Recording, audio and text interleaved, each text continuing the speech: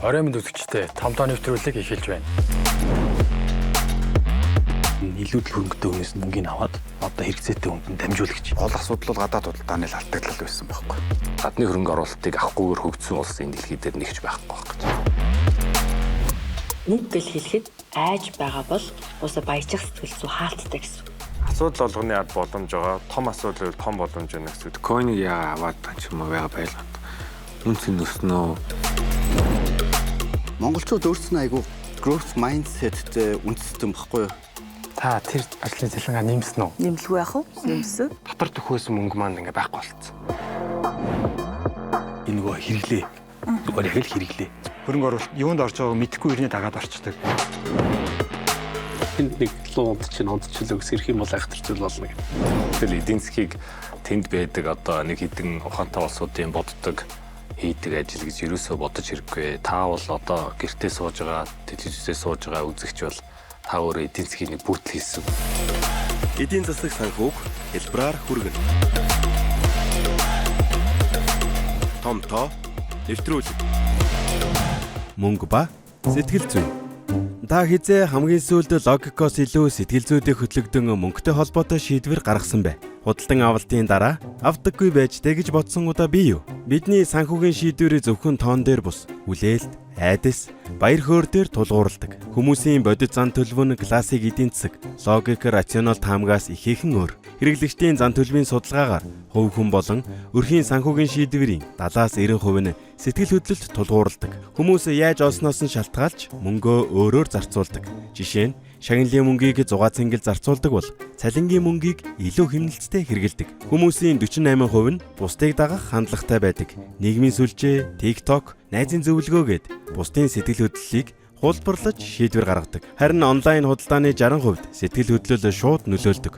Санхүүгийн шийдвэртээ сэтгэл хөдлөл нөлөөлдөг нь тодорхой боллоо. Тэгэхээр сэтгэл хөдлөлөө таньж хянаж сурах нь санамсаргүй худалдан авалт, үрийн дарамтанд орохоос сэргийлэх хамгаалалт болно. Санхүүгийн боловсрол гэдэг нь тоо ботхоос илүүтэй мөнгөтэй харьцах сэтгэл зүгээ удирдах чадвар юм.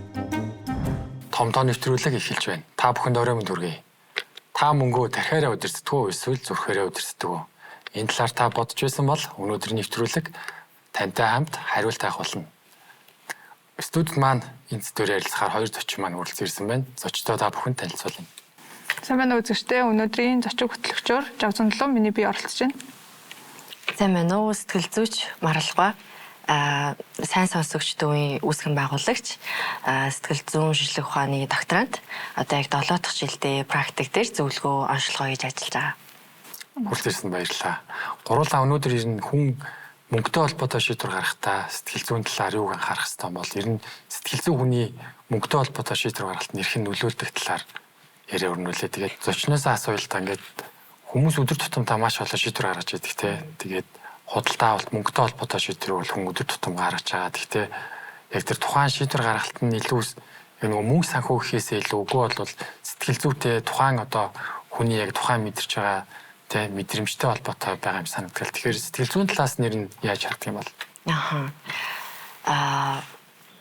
Баян хүн гэхэр муу юу? Та хоёроос шууд асуу. Баян гэхэр юугаараа баян вэ? Айгу хурдан хариулах хэрэгтэй. Мөнгөөр баян хүн гэхэр муу юу? Мөнгө сайн шүү дээ. Энэ асуултанд бидний уусаа нөгөө нийтлэг ойлголтод мөнгөтэй холбоотой сэтгэл зүйн суур ихтгэл үнэмшлүүд шууд явж байгаа гэж ойлгож байна. Тэгэхээр бид нар эхлээд үерхэл болцоо сургуульд тасан цогцдогтой адилхан мөнгөтэй танилцсан бидний анхны туршлага маш чухал нөлөөтэй.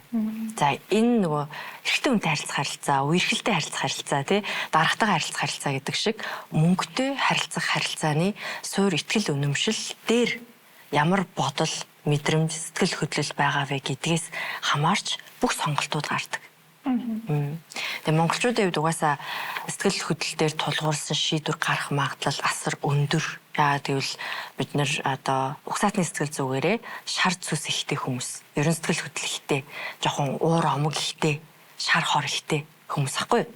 Тэгээ нэгэнтэйгээ нөө хотын соёлд тасаад удаагүй байгаа учраас бас нэгэнтэйгээ зохицох, харилцах, нэгэндээ хөрөнгө оруулах, нэгэндээ одоо хөрөнгө бүтээж өгөхтэй түүнийг нь үнэлэх болон хөдөлмөрлөх, баяжих, мөнгөтэй холбоотой сэтгэл зүй ингээд хамтдаа оршин амьдрах энэ харилцаанд тасаагүй.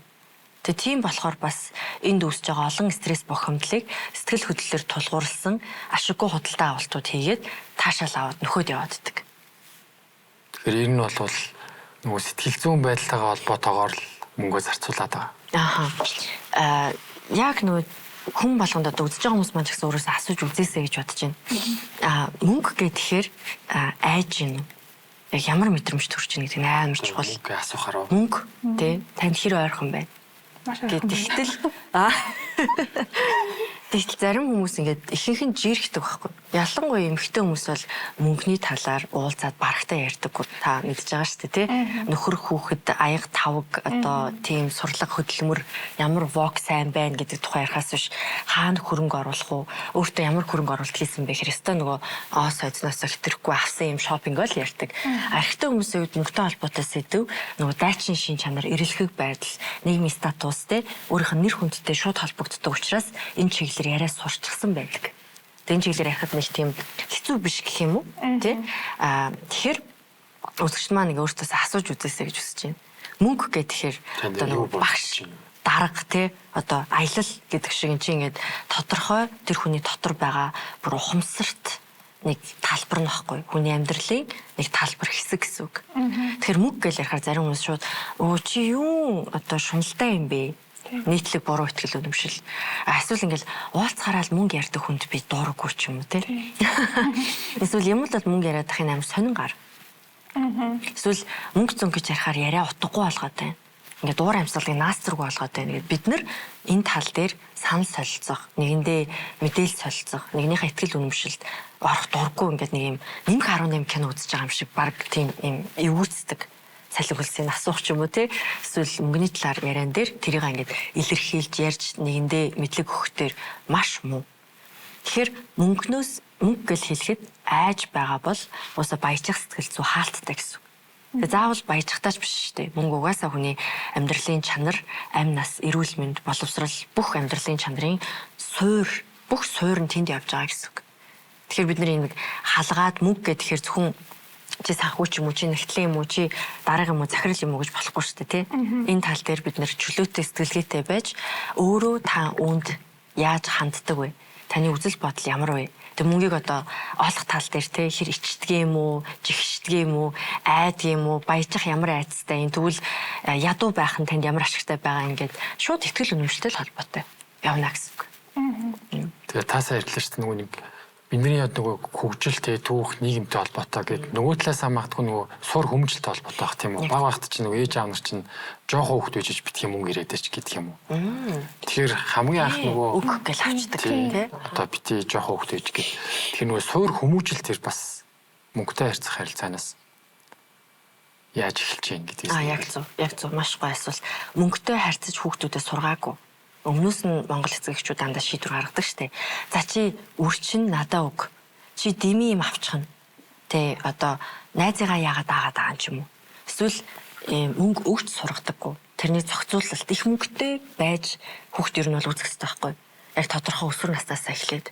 Тэгээ тэрийг алдаад тэгвэл бусдууд нь яаж хоолгүй байх юм те. За дуртай юм авсан бол бусад юмнууд чи яаж гачигдах юм ч юм уу. Ингээд нэг мөнгнөөс айж тэлтэрдэггүй ийм ханамжтайгаар тэрийг зохицуулахад суралцах хэрэгтэй. Ер нь бол тоглоом сайн тоглохын тулд бид нэр тэрийг тоглоно үсттэй. Ялахын тулд тий. Тэр шиг мөнгөтэй харьцахын тулд хүүхдтэй мөнгийг ингээд мөнгнөөс айдаг, жирхдэг баян хүмүүс бол лөөвөрчд тий. Одоо лөөвөрчд нэг юм муухай хүмүүс гэдэг утгаар хүүхдэд кодлцсон хүн бол хүүхд чинь тэр мөнгнөөс угсаал айж амьдрна. Мөнгөтэй холбоотой блокууд сэтгэл зүйд нь шууд үүсч идэг гэсэн үг.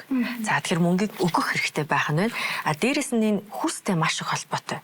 Бидний юм нийтлэг ойлголтоор за одоо хөдөө аж ах вэ, мал аж ах вэ, тэгээд нүүдлийн соёл иргэншил дунд ингээд эцгийн нэрхт ёстой. Ер нь бол.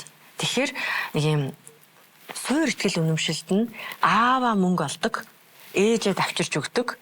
Ээж зохицуулт хийдэг гэдэг нэг юм сонирн байдаг юм. Тэгтэл хувь хүнд өөрийнх нь санхүүгийн менежмент, тэгээ мөнгөтэй харилцах, эрүүл зөв харилцаа, түүнийг одоо зарцуулах болон яаж тэрийг эргэлдүүлэх вэ? Тэгээд юундаа зарцуулах вэ? Амьдралынхаа талбаруудад яаж баланстайгаар үрт ашиглах вэ гэдэг дээр ингээд эмэгтэй хүн одоо яах ёстой юм те? Тэр гэрийн мөнгийг зохицуулах хэрэгтэй юм уу? Эсвэл хүний олж ирсэн мөнгөөр л одоо тэрэндээ менежер хийж идэгэл ухаантай байдаг нь маш харамсалтай суурь ихтгэл үнэмшил гэж ойлгож байна. Миний хувьд бүр цохож хэлмээр байгаа. Тэгэхээр хүүстэй холбоотой тэгээ сая дахиад дүрлээ шүү дээ нөгөө нэг ирчүүд нь ингээд гэрээ эз ингээд утгаараа ч юм уу арай нэг өөр байр суурь эзлээд мөнгөнд хандахтай шийдвэрт оролцоод байдаг чинь. Жавзаас соёлтой ер нь хүүхдтэй хэр их мөнгө өгж байна. Тэгээд өдөр тутам одоо мөнгөтэй харьцахад нь яаж оролцож байна? Яг нөгөө бага насны хүүхдүүд учраас би одоо яг сэтгэл зүйчээс яг ингээл асуумаар санагдаад байна л да. Хитэн наснаас эхлээд яг хүүхдүүдтэй өөрт нь одоо мөнгө өгөөд гэдэг ч юм уу те нэг юм зохистой одоо нэг таниулах юм нэг эхлэл үе гэж байгаа хаа. Яг зүгээр миний хувийн туршлагаар бол би нэг дүнгээр сургуульд ороход нь л хүүхдтэй одоо шууд банкны данс карт нээж өгвөл тэр картыг нь цэнэглээд ч юм уу те иймэрхүү байдлаар ингээд зохицуулж одоо явж байгаа гэх юм уу.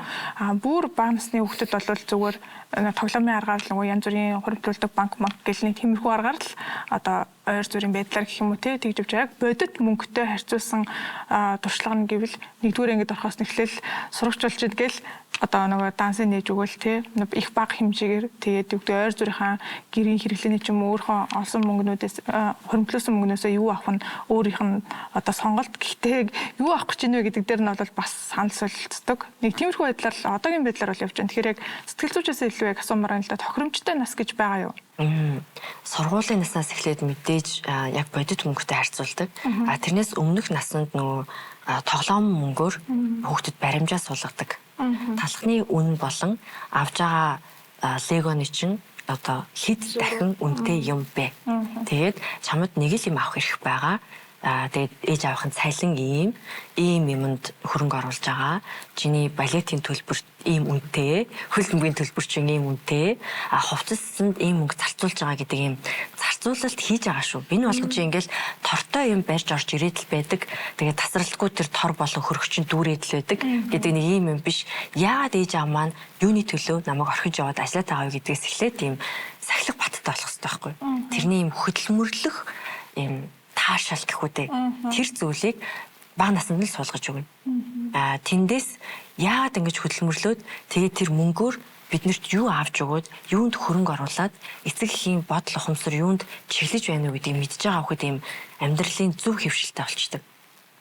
Тийм дадлыг эцэг эхээсээ ингээд өдөр болгоны нөгөө цаагчгүйний үлгэр гэдэг шиг ингээд сонсоод байгаа хүүхэд би зүгээр хөвтөж болохгүй. Эсвэл мөнгө эсвэл ингээд суглаагаар хийсэж орж ирдгүү. Амьдралд аз болон хувь тавилан гэдгийн нөлөөлөл асар бага гэдгийг яаж ойлгодог байхгүй. Тэгэхээр тэр хүүхдийн төсвөр хатуужил өөрийгөө үнэлэх үнэлэмж амьдралд юм шантаршгүй асуудлыг даван тулах чадвар нь яд сайн байдгийг. Эцэг эхийн хөдөлмөрлөх болон санхүүгийн чадвар сайн байх тусмаа хүүхдийн мэдээж өөртөө итгэл сэтгэл 100% тэр би юм олж чадна, бүтээж чадна, мөнгө бол хөдөлмөрлөж баялаг бүтээн гэдгийг маш сайн ойлгодог болдог. Энийг л ойлгох гэж байна.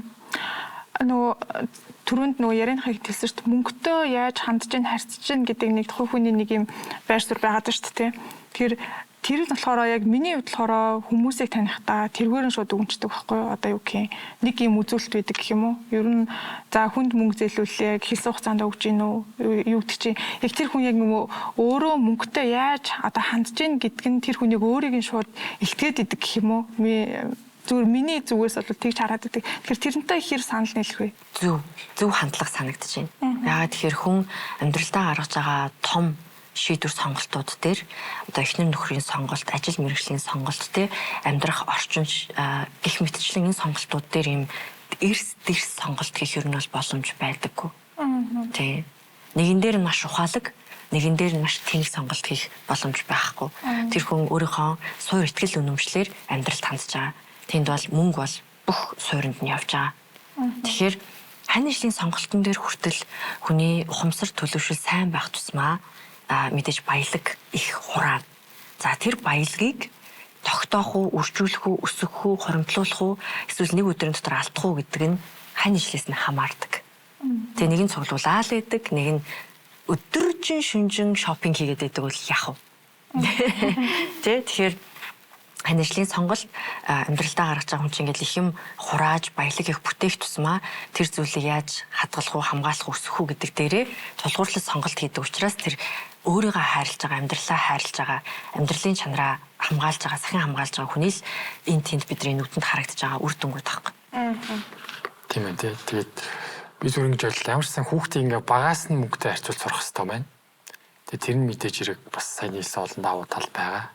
Тэгээд магадгүй нөгөө түүх соёл маань бас ингээд бид нар тодорхой хэмжээнд нөлөөлөд байгаа юм байна. Тийг хүмүүс анзаарч байгаа. Тэгвэл тэрийг сэтгэл зүгээ тэгвэл мөнгөтэй холбоотойгоо сэтгэл зүгээ тэгвэл яг удирдахдаа яг юуг анхаарах хэрэгтэй. Ер нь нэг ийм байдаг гэд гуруулааны хэв шинжээр ярьчлаа шүү дээ. Тэгэхээр яг өдөр тутмынхаа шийдвэр гаргалтууд дээр тэгвэл санаж явах ч юм уу анхаарах шаардлагатай зүйлүүд юу вэ? Окей. За мөнгийг яаж олддгийг би хоёроо. Ер нь бол яаж олдгийг? Хөдөлмөрлөлт. Яг зөв тийм. Тэгэнгүүт ямар хөдөлмөрийг бид нэр аз жаргалтайгаар баялаг бүтээж хөдөлмөрлөж чадах вэ? Урт хугацаанд ямар байдлаар хөдөлмөрлөл? Аз жаргалтайгаар уу, хүчилж үү, тэ эцэг эхийн аймыг өвлөж авч уу гэдэг ийм хөдөлмөрлөж яг зөв. Хөдөлмөрлж байгаа сэтэл хамгийн чухал. Тэр мөнгө санхүү баялаг гэдгийн хамгийн доор нь хүний чадвар гэдэг зүйл байгаа. Тэгэхээр чадвар сэтгэл зүйтэй холбоотой. Шууд. Ерөөсө тухайн хүний амьдралдаа хөгжүүлж байгаа хувь хүний болон нийгмийн сэтгэл хөдлөлийн чадамж энэ гурав дээр л санхүү чи яаж бүртгэхийн, тэрийг чи хэр зэрэг цар хүрээтэй хөгжүүлж чадахын, бусдад өөрийгөө хэр зэрэг илэрхийлэхийн, ер нь яаж амьдрч яаж өгөх вэ гэдэг чинь бүгд энэ гураас л хамаардаг. Юу нэ ур чадвар? IQ, EQ. За багцаараа бол IQ, EQ тий. IQ бол өөрчлөгдөхгүй. Төрмөл байдаг. Бид нэр EQ-г одоо үнэлдэг цаг үед амьдарч байгаа. Тэгэхээр сэтгэл хөдлөлийн чадамж бол IQ-гаас илүү чухал. Тэгвэл харилцааны чадамж муутай байх нь ямар ч чадварыг хөгжүүлдэг учраас. Тэгэхээр амьдралын чадвар дотроос аль нь миний санхүүгийн эрхчлөөнд хүрэх боломжтой чадвар вэ гэдгээ олох ёстой. Тэгэхгүйгээр хүмүүс зүгээр мөнгөтэй болоодохыг, баяж чадахыг, гоё газар амьдраадахыг, аялаадахыг гэдэг мөнгө дааж ирдэг амьдралын чанар аз жаргалыг л хүсдэг. Яаж тэнд хүрэхин гэхээр хөдөлмөр болон та юу хийж хөдөлмөрлөх вэ гэдэг нь л чухал байхгүй. Энд эрэгтэй эмэгтэй байна уу, шашин шүтлэг байна уу, хүүс байна уу, ямар ч ялгаа байхгүй. Тэр хүүхдэд цор ганц ядаж тийм үү чаддаг авьяастай төрмөл болон гяс хөгжүүлэх боломжтой чадварыг нь маш гоё олох ёстой. Тэр бол тэр хүүхдийн дотор байгаа бриллиант. Хөрөнгө гэсэн үг. Тэгээд хинч булааж авч чадахгүй. Тэгээд тэр хүүхэд түүгээрээ л мөнгө олно. Санхүүгээ олно. Амьдралаа залгуулна. Тэгэхээр чадвараа болон цаг хугацаагаа л бид нар ер нь бол үнэлдэг. Тэгээд тэрэн дотор баялаг бүтээгч нь байх уу эсвэл түүний дор ажиллах уу за маш олон загварууд байгаа тий. Яг хөдөлмөр дээр бол хөдөлмөрлөх хэв загвар дээр бол маш олон байгаа. Тэгэхээр хамгийн гол өгөх гээд байгаа санаа нь ийшээ ингээд мөнгөтэй болох баялаг те мөнгөө удирдах санхүүгийн зохион байгуулалт энэ чиглэлийн бүх юмыг сурахаас илүү та өөрийнхөө дотор байгаа хөрөнгийг олох хэрэгтэй. Тэр нь юу хийж хөдөлмөрлөхөө гэдэг чадвар гэсэн. Одоо хөтлөгч, сэтгэл зүйч, багш, эмч, инженер юутай харилцдаг мэрэгжил дээр чадвар дээр та хамгийн сайн хөдөлмөрлөж чадах вэ? Энэ л одоо зохисолгүй таны санхүүгийн их усвэр. Сая түрүүнд хэлж ирсэн нөгөө баян байх гэдэг юм уу их мөнгөтэй байх бол санхүүгийн эрхчлөө яг мөн үү биш үү? Тэн дээр одоо ямар байр суурьтай байдаг вэ? Санхүүгийн эрхчлөө гэж юуг ойлгох вэ те? Ялангуяа за илүү гоё сэтгэл зүйн талаас нь ч юм уу тайлбарлуул яаж ойлгох вэ? Хийж байгаа ажлынхаа эцсийн цэгийг харсан. Тэгээд тухайн ажил таны амьдралын чанар болон талбаруудад эргээр нөлөөлж байгаа бол санхүүгийн эрхчлөөтэй хүн гэсэн үг. Тэрнээсээс олж байгаа мөнгөнд үн хамаагүй. Хэрвээ олж байгаа мөнгөнд үн хамаатай байсан бол 20 жилийнхаа хөдөлмөрийг гамблинг хийгээд дампуурахгүй байлаа. Тий. Бит тавиад тий тоглоод тэр аз жаргалыг хэмждэг байсан бол мөнгөтэй хүн амиа орлохгүй байсан. Тий. Тэр юугаар ч хэмжигдэхгүй байхгүй. Сайн нөгөө амьдралын чанар гэдэг дотор аз жаргалыг бүрдүүлдэг аз жаргалын сэтгэл судлаачдын тодорхойлсон аз жаргалтай амьдралын томьёо гэж байдаг. Тэн дотор 15% нь одоо бусад юмнууд байгаа юм шүү дээ тий. Маш бага хувиар нөлөөлөх 15% дотор нь шашин шүтлэг, гэр бүлтэй байх хэсэг, мөнгө, яг мөнгөний тоо. Тэгээд эрэгтэй эмэгтэй сэтгэл зүйн байдлын дээр ордог байхгүй. Бусад нөгөө сэтгэл зүйн хэмээгээд ордог. Тэгэхээр 15% дотор маш олон хуваагдж байгаа нэг хэсэг нь л мөнгөний яг тоо байх нь шүү дээ. Тэгэхээр бусад 85% таа бол арай өөр юмнууд байдаг. Дандаа бидний саяны ярьж байгаа даал тухамсраа удирдах, сэтгэл хөдлөлөө удирдах, мөнгөтэй харилцаа, өөрийгөө олох, өөрийгөө таньж мэдэх, өөрийгөө хайрлах, өөрийнхөө чадварыг олж нэх харилцааны чадамжууд гээд дандаа soft skill-үүд тэгээ сэтгэл зүйн өөрийгөө кодлох, хөгжүүлэх чадамжууд л багтаж байгаа. Тэгэхээр нэг мөнгөөр аз жаргалыг худалдаж авч чадахгүй бол маш бага хэсгийг нь л гэж хариулах юм шүү дээ. Тэгэхээр магадгүй 15 хүрэхгүй нь шүү дээ. Яаж олсон мөнгнөөс хамаарна. Их усрын. Тий. Тэрийг хүн хуурчдахгүй шүү дээ. Хүн одоо луйртад олсон мөнгнөөсөө би яаж тэрийг мартаж жаргах вэ? Жишээ тий. Тэгээд луйртаж олсон эсвэл ингээд тий хүнд хор учруулж олсон тэр мөнгийг харж зан үйлээр маань суралцж байгаа үр хүүхдүүд маань шууд тэрний үр дагаврыг авч байгаа гэсэн. Тэгэхээр шудраг хөдөлмөр, цэвэр хөдөлмөр бусдын сайн сайхны төлөө өгч байгаа хөдөлмөр биш учраас тэр хязгаарч аз жаргалд хөтлөхгүй гэсэн.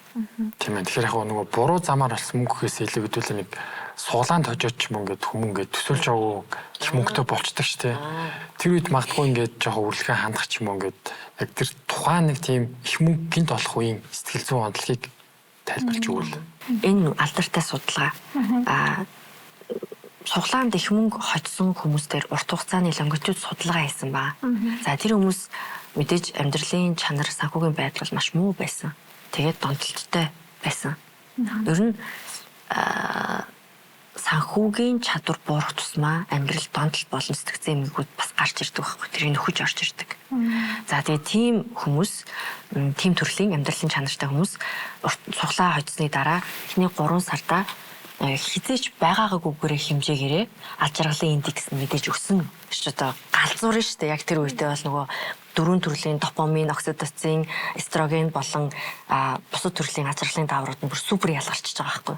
За тэгээд 3 сарын дараа өмнө нь гутардаг байсан хэмжээнээсээ их гутардаг. Буюу бараг тэр нь амьдралынх нь лай болцсон байдаг. Бүр тийм баримтат кино байгаа шүү дээ. Суглаанд хожоод одоо амьдрал нь дууссан. Тийм. Тэгэхээр тэр их мөнгийг дааж болон хэрэгжүүлж ирэх нь бол эдэлж чадах тэр ухааныг хүн тэр мөнгийг баг багаар олж явахтаа л авдаг байхгүй. Тэрнээс май гэд өчгөр тэрийг даахгүй тэрнээс одоо юм цохилт аваад паникт ороод тэгээ тэр мэдээж үн цэнэгүй шүү. Яаж үн цэнтэй ахыг хөдөлмөрлөж олоогүй юм чи бинг ор шүү дээ.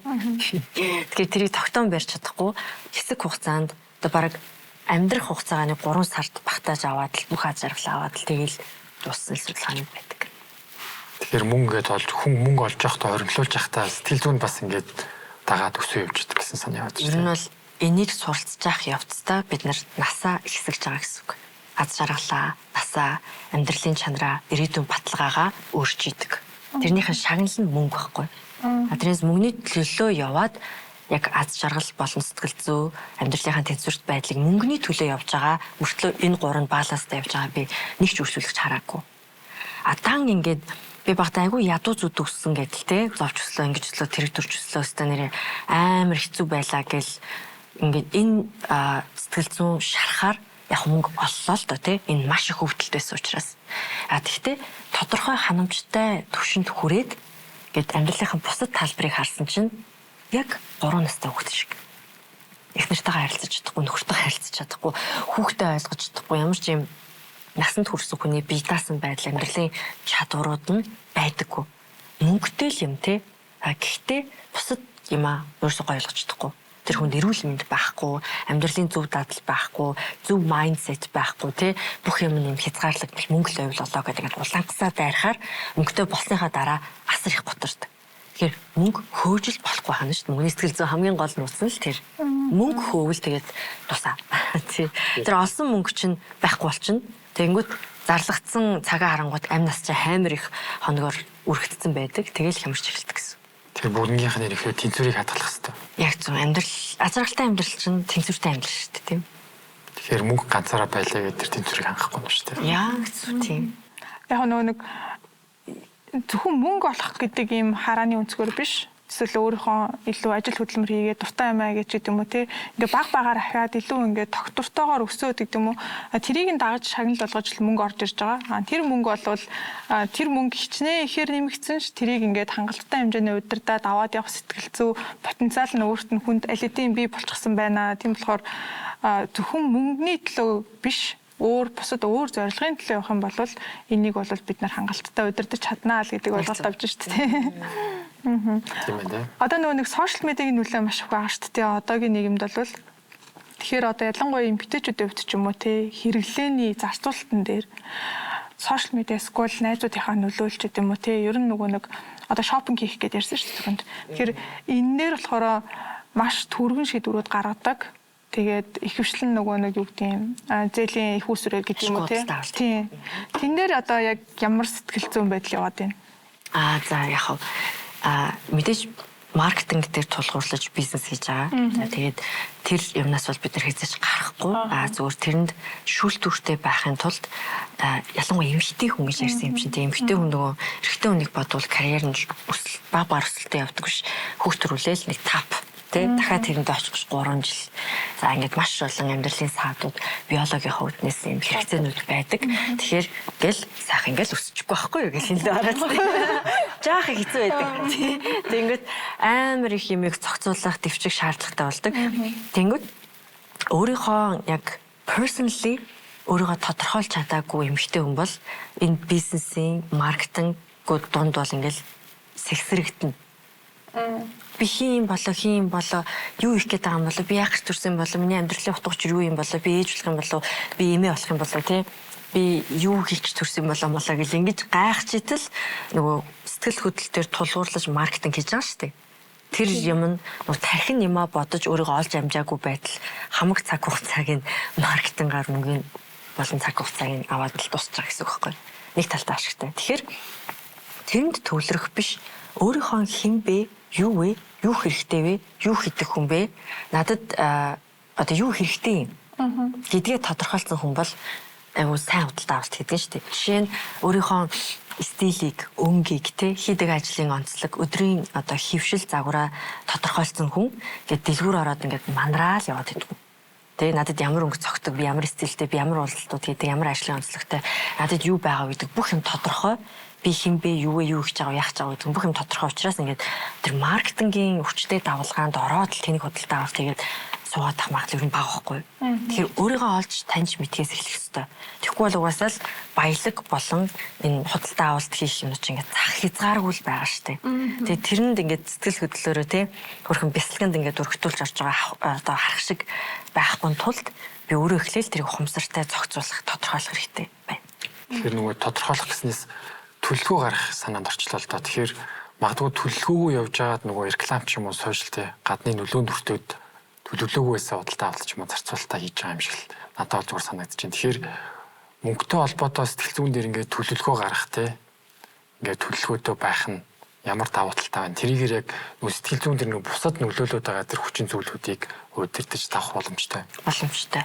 Хэрвээ та аз жаргалаа өөрийнхөө дотроос олоогүй байх юм бол үргэлж тэрний төлөөсөнд мөнгөө зарлахцаар байх болно.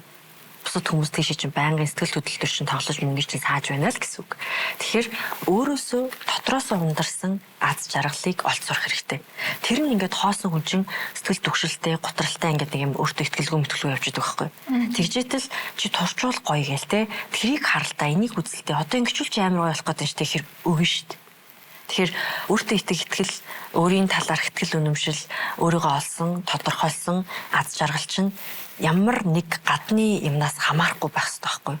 Дотроосоо та дүүрэн байж чадах юм бол тэр мөнгийг удирдах чадна гэсэн үг. За тэрэн дотор нь жишээлбэл чанартай харилцаатай байх хэрэгтэй.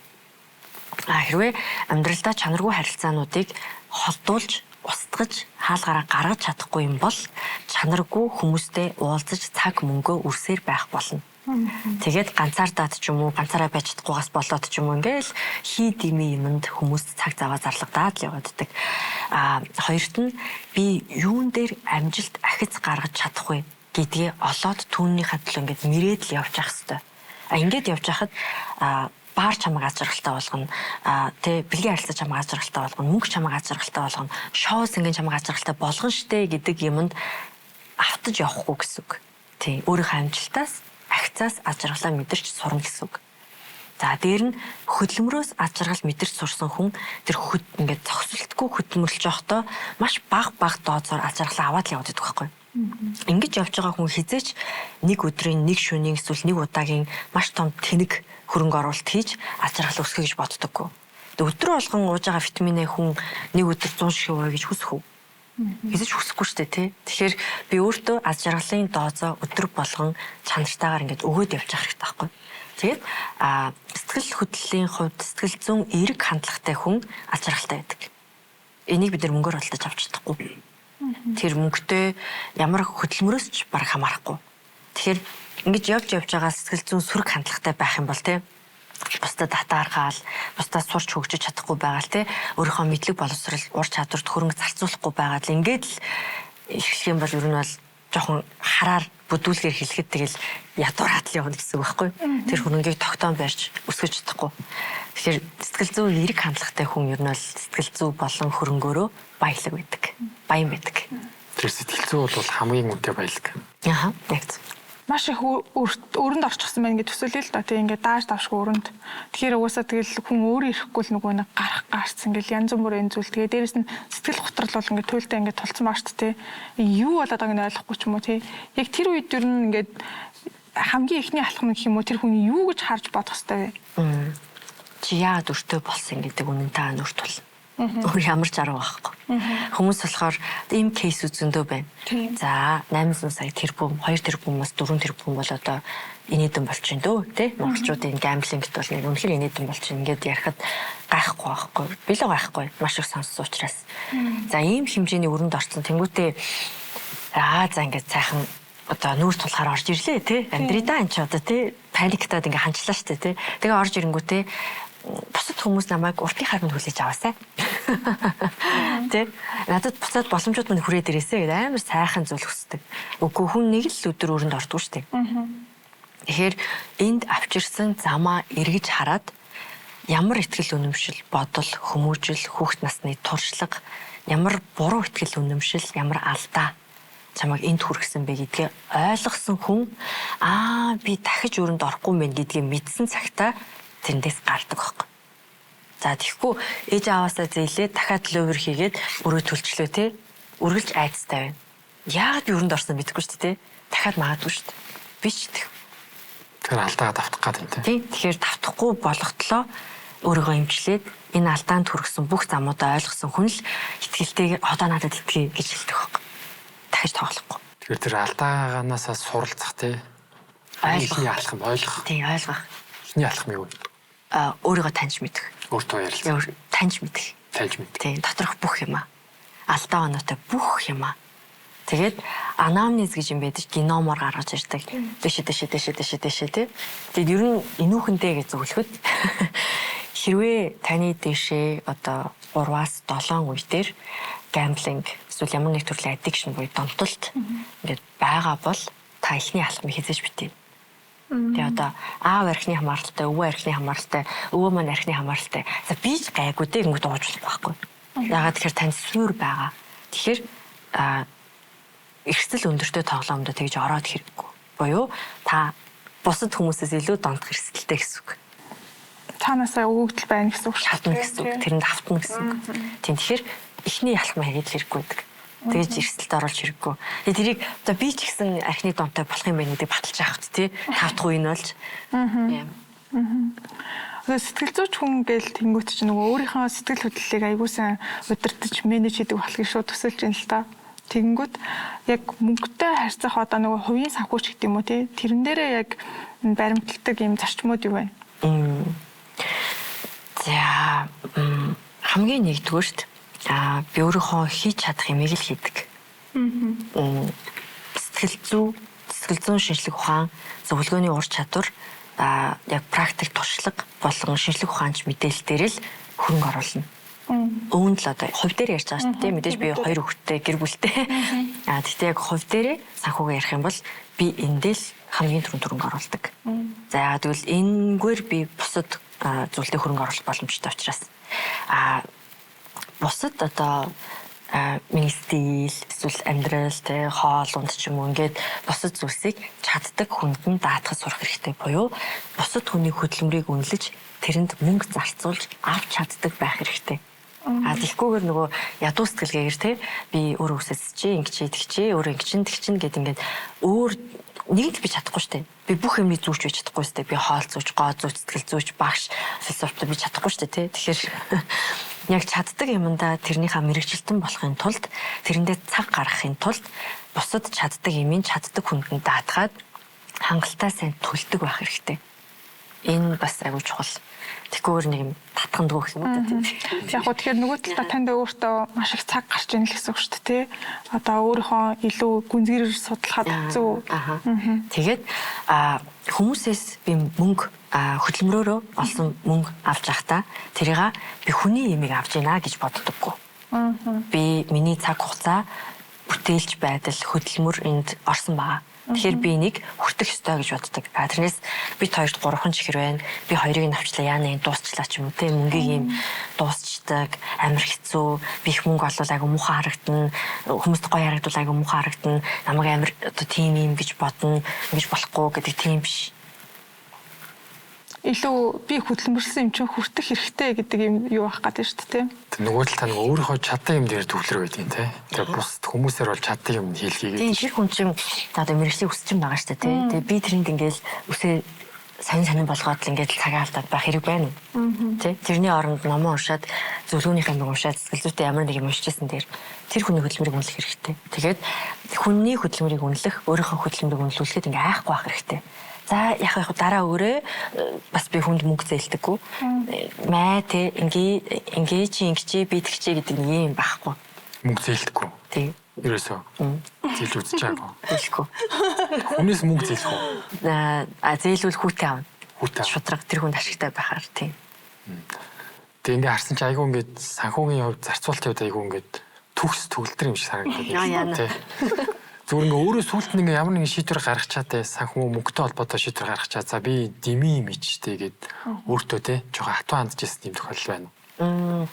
Яг өөр дээрээ бол сайн санахгүй. Ягаад ч юм нөгөө багаас маань эцэг их маань өөрөө санхүү бизнес болон тэрийг зохицуулах тал дээр супер гэж боддог. Ялангуяа хуримтлал маш сайн үүсгдэг. За яг санхүү дээр ингээд том хэмжээний бүтлгүүт төлд ороод яна мана гэд байж байгааг нь би бол харж байгаагүй. Тэгэхээр тэр чинээгээр хүүхдүүдэд өсгсөн. Тэрийг нь харж сурсан. Тэгэхээр бас би зөвлөгөө авдаг байх нь шүү дээ тийм. Аваа, ээжээ гэж хагаад тэгж зөвлөлддөг учраас хангалттай эрсдэл гаргадаг ч гэсэн бүтлгүүдж байгаагүй. Бусад хүмүүс дээр ярих юм бол хамгийн харамсалтай нь өөрийнхөө 10-20 жил олох талхны мөнгийг олох юмаа сурахын оронд нэг байшин, машин, эсвэл эцэг эхтэй байшин, машин газар авж байгаа хүмүүсийн өмнөөс бол харамсдаг. Тэ өсөхгүй хөрөнгө аваад тэгээ араас нь өөрийгөө ч хөгжүүлж чадахгүй тэр юмаа тордож эргэлтэнд оруулах чадамж байхгүй болоод нэг юм юмтай болчвол гоё доо гэдэг юм бидний бас нүүдэлчин сэтгэх байхгүй. За өвлийн үнтэй давъя, сайхан намарчи хаврши зунши гэд ингээд өнөөдөртөө л гэдэг нэг ийм сэтгэлгээтэй. Ингээд тасралтгүй үргэлжлэн амьдрна гэж боддог юм уу те. Ингээд гоё юм аваад тэгэл тэрэндээ ханаал нэг гоё зураг авал баг болоо юм аашин те. Маргааш нь тэр зүнхээ хараад дургуй нүрэл. Тэгээ нэг гоё байгаа л тэгэл дуусаа шүү дээ те. Тэгэхээр харин тийм байна. Олох эхлээд тэр мөнгийг олох юмдаа ноорхон хувцастай ч хоолгүй ч гэсэн зарцуулах ёстой. Тэхийн тулд биднэрт залуу хүнээс ер нь тэгэл амар мөнгөтэй гэдэг юм хүлээлж байхгүй шүү дээ. Тэнгэл гэж бодож байгаа. Туршлагагүй л гэж бодож байгаа. Тэгээ тийм байгаа дээрээ өөрийнхөө чаддаг зүйл мэрэгчлээ бүр ингэ туултлан хөрөнгө оруулах. Яагаад гэвэл сэтгэл зүйч болохоор тэр ч юм уу амжилттай сайн яваа салбарынхаа хүмүүсийг харахаар суралцгүй болон хангалттай сайн өртөл хөрөнгө оруулсан байдаг байхгүй. Энэ тентхийн семинар, сургалт, сэтгэл зүйн зөвлөгөөний ур чадвар, онл практик сургалт хурал ингээд л яваад л байна. Тэгээд хүмүүсээс суралцаад л байна. Тэгээд тэр мэдлийг олж байгаа юм чинь бол харьцуулшгүй шүү дээ. Миний одоо 10 жил өгөөд зөвлөгөө ингэж өгдөг юм байж дээ гэж олох зүйлийг тэр хүн өндөр төлбөртөөр жилийн хугацаанд зааж байгаа байхгүй юу. Тэг би тэрийг авах хэрэгтэй. муухарлаж бардам зан гаргаж те би өөрөө л бүтээн гэж ингэж 10 жил зовсон доор би тэрийг үнэтэйгээр нь аваад ашиглах хэрэгтэй. Тэгээд сайжруулах хэрэгтэй. Гаадаг гэдэг үл хөдлөх те үл хөдлөх одоо орон сууц эдгээр зүйлийг бол юу хүрхгүй хөрөнгө гэж харж штэ. Тэгэхээр өөртөө буюу хүндээ ур чадвартай л хөрөнгө оруулах гэдэг мессежийг л ерөөсөө хамгийн гол нь хүргэх гэдэг штэ тийм ээ. Залуу жоохон байх та. Тийм одоо оюутан нэг боршин өнөд дээр яах вэ тий. Тийм. Эсвэл юуг ингээл нөгөө дутуугийн мэдрэмжийн дээр суурилсан. Би эхлээд ижи авда байр авч өгнө гэдэг монголчуудын хэсэр амар гэдэг хөхгүй. Тэгээд одоо яаж яхад ямар ч их нутгийн 100 жил мэл болдгийн тий. Тэрэнд орох гэж машин авч ийн тий. Морь авч ийн яах ч байгаа юм чинь бүгд надад бол нөгөө түрүүнд ярианаас нь ингээд бүр хоёр ч удаа сонсогдлооч нөгөө нүүдэлч ахуйтай нүүдэлчин соёлтой гэлээ. Тэгээ ингээд бодож үзэхээр ер нь бол гэхдээ хотын соёлд ороод болвол бас нэлээд удчихсан байгаа штэ. 300 орчим жил ч юм уу хэдэн жилөө те. Тэгэхээр одоо ингээд бид нар тэр нөгөө нэг ярианаасаа ер нь тэр сэтгэл зүгээсээ ингээд салах болоогүй юу? Бид нар өөрсдөө баялаг бүтээдэг болоод 300 жил болоогүй шүү дээ. Алтчлал, тэгээ ховчлал, санхүү мөнгө, социализм тийм байсан юм. Тэгээ та хувийн хөрөнгөтэй байсан юм. Үгүй шүү дээ. Бүгд эрхтэй шахахгүй. 30 жил 300 биш. Тэгэхээр гар дээрээ хөдөлмөрөө үнэлүүлээд мөнгө аваад дарагдаа баярлаа гэж хэлэхгүйгээр би энийг хүртэх ёстой гэдгийг мэдээд тэрийг яаж захиран зарцуулах вэ гэдгийг мэддэг болоод үнэхээр удаагүй байхгүй. Тэгэхээр нөгөө эсрэг хчүүдийнх нь өгж байгаа зөвлөгөөч гэсэн найдвартай юм уу, явцтай юм уу, наа мэрэгжилч мөнгө олох юм уу гэдэг тэнийг асуухаас биш. Наадах чи чадах юм уу? Чи энэ салбарт гарч ирж чадах юм уу? Чи чаддаг нь байх юм уу гэж харддаггүй. Энэ хөвшмөл сэтгэлгээтэй. Тэр нь хүүхдүүдэд нь саад болдог. Тэгэхээр тэр сэтгэл зүйн тэр онцлогийг яаж өөрчлөх вэ? Тэр сэтгэлгээг ядуу сэтгэлгээгээс л өөрийгөө тусгаарлаа шүү дээ. Би ер нь нэг ингэчгээд ээж аваасаа авсан тийм ингээд нэг юм хадгалаал, нарилаал, гороогоол ингээл эсвэл амар сонин худалдаа авалт тэгэл ингэждэг мөнгийг захиран зарцуулах буруу ихтгэл өмчлүүд байгаа сайн хэлсэн тийм. За тэр хүнээсээ өөрийгөө тусгаарлал. Тэгээ хөгжүүл. Тэрийг хянал гэсэн үг. Бүрэн 100% арилахгүй. Гэтэ тэрийг дахин програмжилж кодлох хэрэгтэй байхгүй. Та түрүү өмнө эрсдэлгээ ирсэн шүү дээ. Яг нөгөө нэг зарцуулж чаддгүй хүмүүс гэрсэж надад санаанд орлоо л та ингээл юм болгоноос айгаал аюу татханаалаа тийм эрсдлээсээ юм бодлож авч чаддгүй. Тэр нэг хоримтлоод ингээд хатглаад байгаа сайн дадал юм шиг хэрнээ бас нөгөө талд нь хөрөнгө оруулалт хийх өсөхтэй арай ирээдүрөө харсан тийм алхмуудаас ингээд жоох холдуулаад байдаг тийм. Хөрөнгөтэй хүмүүс ингээд боломжн дээр суйрлаад тэрэн дээр риск авдаг байхгүй. Чанхаг үед боломжгүй байгаа хүмүүс болохоор амьдралын боломжууд адилхан гарч ирж байгаа боловч бүх дампуурах бүтлгүүдх нөхцөлийг хараад тэр нөхөндөө л одоо уйлаад тий унжганаад сууж байгаа. Тэгэхээр боломжийн эрсдлийг хараад байна. Тийм энэ чинь майндсет шүү дээ. Тий. Тэгвэл нөгөө эсрэгээр нь асууя л да хитрхи өөртөө итгэлтэй байх тохиолдлууд гараад идэг шүү дээ. Хитрхи өөртөө итгээд бас алдах тохиолдлууд байна. Тийм хүмүүс байгаа. Харин тийм бид нар харин тийм байхгүй. Төрөлхөөсөө нөгөө өрн төгс биш шүү дээ. Тэ тэгэнгүүт тэр үр соёолоод дахиалахын тулд бид нэр одоо менежмент, коучинг, сэтгэл зүйч, хуульч тэгээд хувийн өөр дээрээ чаддаг хүмүүсээр нь энэ бүтэхгүй хэсгүүдэд засуулах хэрэгтэй байхгүй. Алдах гээд байгаа хэсгүүдээ. Би ууртай юм бол уураад засуулъя тий. Би одоо жин ихтэй байгаа бол хоол зурч авъя. Ингээд тасгалжуулагч авъя. Ингээд гарч болох хэсглүүдэд хөрөнгө оруулна гэдэг чинь тэр. Заавал алдаж одоо унаж тэр ингээд яана би нэрээ мэдсээр үж унжглаа да гэхгүйгээр тэрэндээ хөрөнгө оруулаад хит их хэрэгсэл авах гэдэг бол тэр чинь дарж амьдралыг чинь одоо зохион байгуулалтанд оруулах коуч, лайф коуч таах хэрэгтэй. Тэгээ тэрийг суралцах хэрэгтэй менежментэд. Хүн тэгвэл өөртөө ямар тийм одоо дасгалжуулагчтай зөвлөх хэрэгтэй байгаа гэдгээ мэдэх ёстой мó эхлээд өөрийгөө танаас сэтгэл зүйтэйгээ холбоотой эхлээд дүгнэлт хийх ёстой. Эхлээд сэтгэл зүйтэй. Яа тэр сэтгэл зүй дээр тулгуурлаад хувь хүндээ persona гэж нэрлэх personality дөрөв үүсэж байгаа байхгүй. Тэгтэл одоо би сэтгэл зүйч болмоор байгаа хүн. Гэхдээ би багш болцсон явчихлаа гэж бодож эсвэл жүжигчин. Тэгээ ингээд жүжигчнэрээ бүх стил, имиж, хувийн амьдрал юмнуудаа тодорхойлчингууд хувь хүнээс мань зөрчиж штэ. Тэгэхээр эхлээд хэн бэ гэдгээ олж иж би тэрэндээ тохирсон үйлчлэгээнүүдийг авч чадна үсттэй. Тэгэхээр эхлээд өөрийгөө олох хэрэгтэй гэдэг нь тэр. Тэгэхгүй бол нөгөө хүний хүссэн, ээж аавынхаа хүссэн, нийгмийн хүссэн, нийгэм таалагдж байгаа буруу дүр бүтээгээд тэрэндээ бага хөрөнгө оруулалт хийгээд яах юм? би хэзээч жүжигчин болохгүй шүү дээ. Тийм. Тэр өөрийгөө олохгүй бол нөгөө шаал дими юм даа л мөнгө зарцуулаад. Өөрийнхөө хүүхдэд ч буруу хүүхдэд мөнгө өгөө яваад байгаа гэсэн үг үстэй. Өөрийнх нь хүүхд өлсөөл яваад. Өөрийгөө олно гэхээр одоо тэгэл бас нөгөө дуусшгүй ч юм уу эсвэл бол яг яаж болох вэ гэдэг чинь тэгэл бас амар том асуулт байна л да. Яг энэ сэдвтэй холбоотойгоор гэх юм бол түрүүнд ингэсэн чинь мөнгөнд хандж байгаа нэг юм юу асуудал те өөрт чинь байна гэдэг өөрөө таньчлаа. За тэгээ би эндээс холдох хэрэгтэй байна гэд те аль болох тэгээ тэрийгэ залруулад ингээд хянаад явъя гэдэг чинь те тэрийг яаж эхлэх юм? Мөнгө олъё, тимтэй олъё гэдэг юм хүүхдийн бодолтой биш. Би бусад хүмүүсийн сайн сайхны төлөө яаж хувь нэмрээ оруулах вэ гэдгээс эхэлж бодох хэрэгтэй. Мөнгө олгож байгаа юм чинь өөрийнхөө л ажралын төлөө явдаг байхгүй. Баялаг бүтээж байгаа тэрийг хүртэх ёстой гэж бодож байгаа юм чинь бусдын сайн сайхны төлөө би үйлчилж, зориулж тэнд үнц нөх ёстой гэдгийг ойлгодог. Тийм. Тэгэхээр энэ хорвоо дээр хинт юунд ямар талбарт үйлчлэх гэж ирсэн авиац чадвартай хүн бэ гэдгийг л ойлгоно гэсэн. Тийм. Тэгэхээр эхлээд би юу бүтээж чадах вэ? Хинд юу өгч чадах вэ гэдгээс эхлэх ёстой гэсэн. Тэр нь үрээ таньж мэднэ гэсэн. Тэгээд тэн дээрээ хөрвүүлж мөнгө зарцуулах гэсэн. Тэгээд нөгөө нэг бүх асуулт нэг цэгтэй гэдэг шиг бүгдээрээ буцаал ийшээгээ бооч ирээд байна шүү дээ. Би тэгдэг шүү. Яг л тийм болж хуураад байна шүү дээ. Тэгэхээр бидний одоо өнөөдөр ярьж байгаа нөгөө нэг сэтгэл зүй гэдэг зүйл чинь хамгийн эхлээд олон янзын сэтгэл зүйн асуудал ингээд амьдрал ч гэсэндээ олон янзын асуудал байгаа. Гэхдээ тэрнээс өмнө хамгийн гол нь өөр лүгөө өнгө ил гэдэг асуудал дээр тулгараад хуурчлаа шүү тийм ээ. Тэгээд мөнгөтэй холбоотой гэдэг тэрхээ нөгөө сэтгэл зүйнээс гадна гэр бүлийн тэр уур амьсгалд нөлөөлж эхэлдэг те. Одоо ингээд хүмүүсийн гэр бүлийн хүмүүсийн хувьд гэх юм бол мөнгөгүй болдог ч юм уу ямар нэг ингээд үрийн дарамтанд орох үед ингээд дараагийн нөгөө харилцаанууд нь ингээд сөрөг үр дагаврууд гарч эхэлдэг штэ.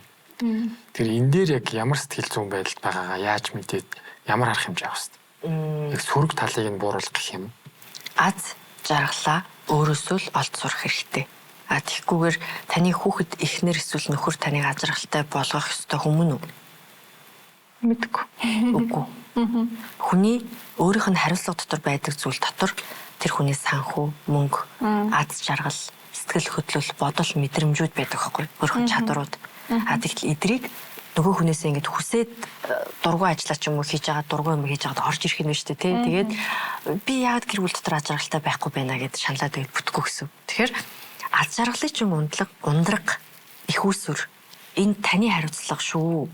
Тий хин нэгнийх биш ээ. Тэрийг өөрөөсөө гаргаж байгаа хүн гэр дотроо орж ирээд хүлээлт байгаа байхгүй юу?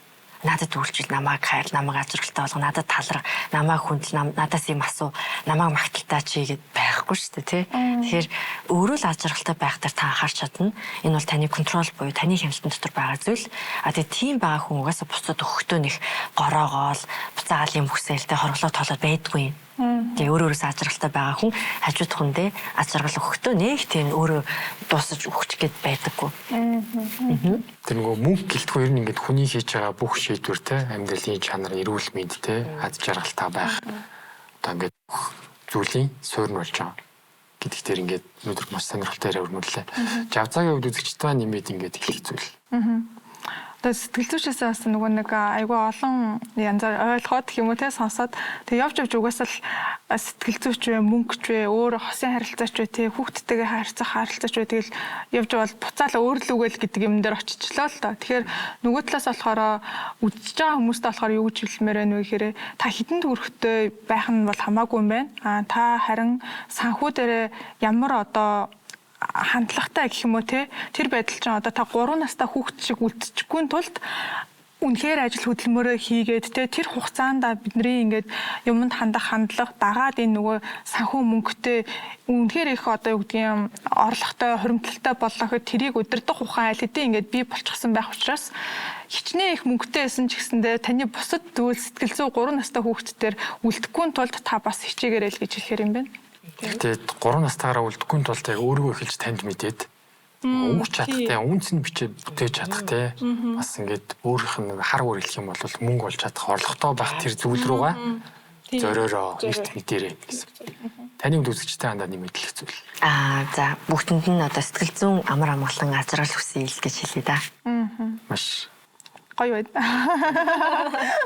Баярлалаа хоёроо. Манай урилгыг хүлээж авч ирж орсон баярлалаа. Тэгээд маш сонирхолтой өрнүүллээ. Гэхдээ ер нь бол хариулт нь хүн бүхэнд өөрт нь байгаа юм байна. Тэгээд өөрийгөө олоороо үнд чинь бүтээж чадах те. Амьдралыг бүтээж чадах тэр бүх зүйл яг таны дотор чинь таны сэтгэл зүйд таны тархинд байгаа юм байна гэдгийг үзэгчд маань ойлгосон байхаа гэж бодчих. Тэгээд өнөөдрийн нэвтрүүлэг та бүхэн сонирхолтой байсан гэж найдаж байна. Дараагийн дугаараар дахин уулзъя. Баяртай үзэгчтэй. Баярлалаа, баяртай. Баярлалаа. Хүрэлцээрсэн баярлалаа. Баярлалаа. Баярлалаа.